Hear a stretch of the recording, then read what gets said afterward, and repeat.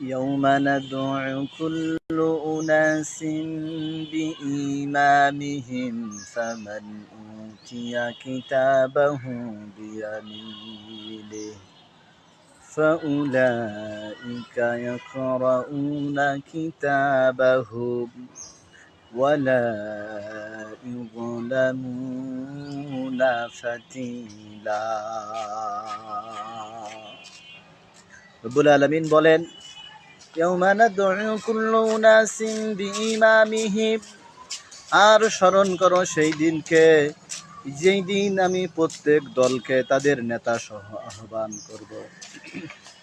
প্রত্যেক দলকে, প্রত্যেক কর্মীকে তার নেতা সহ ডাকব, আহ্বান করব, আমার নিকট উপস্থিত করব।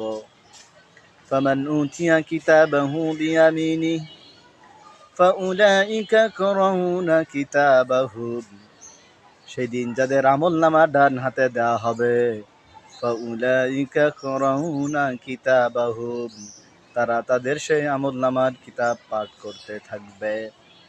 ওয়ালা ইউযলামুনা ফাতিলা, সেই দিন কারোর উপর যারা পরিমাণ, সুতা পরিমাণ জুলুম করা হবে না। সম্মানিত দিনী ভাই ও বোনেরা, এখান থেকে আমাদের জন্য শিক্ষা, এই আয়াতের ব্যাখ্যায় মুফাসসিরিন কেরাম দুটো ব্যাখ্যা করেছেন। নেতা শব্দের অর্থ দলনেতা হতে পারে, আবার আরেকটা অর্থ হতে পারে আমল নামার কিতাব, আমল তথা আপনার আমার ভালো মন্দ যে আমল হোক না কেন সেই আমল। তাহলে আমরা সতর্ক হয়ে যাই, যদি আমরা আমাদের যদি নেতা ডাকেন, যেই নেতার পিছনে আমরা ছুটছি, যেই নেতা নামাজি নয়, যেই নেতা আল্লাহ তাআলার আদেশ নিষেধ মানে না, এমন মানুষের পিছনে যদি ছুটি, আর সেদিন যদি রব্বুল আলামিন এই নেতা সহ ডাকে, আমরা সকলে আসামির কাঠগড়ায় দাঁড়াতে হবে।